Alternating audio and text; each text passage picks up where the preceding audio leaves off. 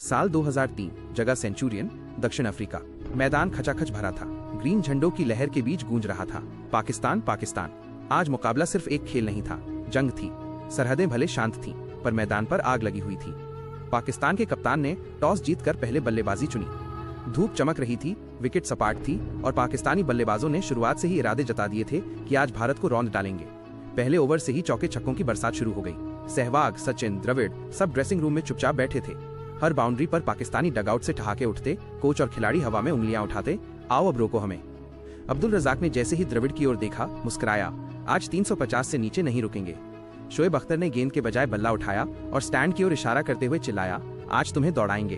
Wicket के पीछे से कामरान अकमल के ठहाके गूंज रहे थे। इनिंग्स के अंत तक स्कोरबोर्ड पर चमक रहा था, पाकिस्तान 345/6। भीड़ झूम रही थी। ड्रेसिंग रूम में भारतीय चेहरों पर सन्नाटा था।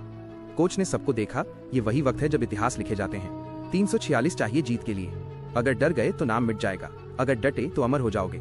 सबकी निगाहें सहवाग पर थीं, जो चुपचाप पैड बांध रहा था। किसी ने पूछा, सहवाग तू तैयार है? उसने मुस्कुराकर कहा, मुझसे तेज कोई नहीं खेलता भाई, आज देखना पाकिस्तान की गेंद हवा में उड़ाऊंगा।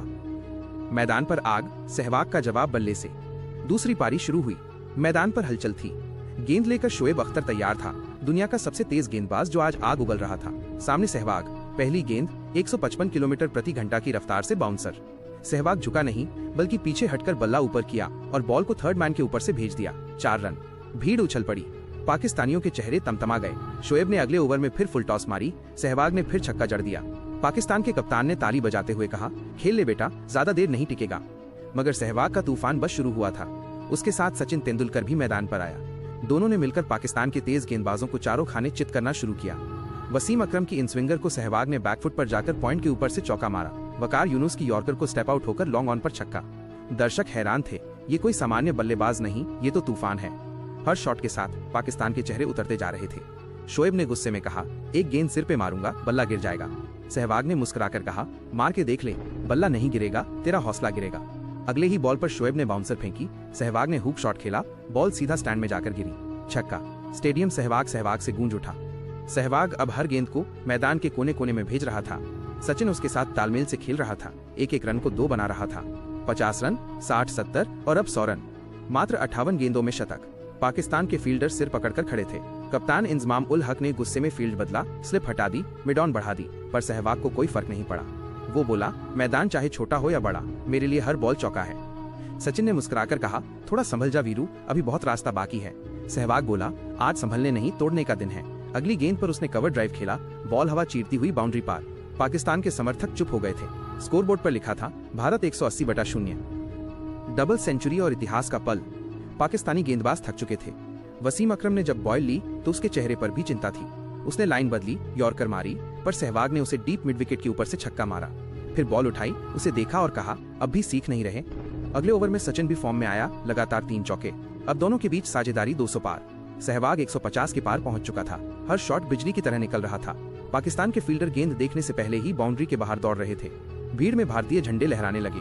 कमेंटेटर चिल्लाया, ये तो किसी सुपर ह्यूमन की बल्लेबाजी है। शोएब अख्तर फिर आया, उसका चेहरा लाल। उसने तेज बॉल फेंकी, 160 किलोमीटर प्रति घंटा की रफ्तार से।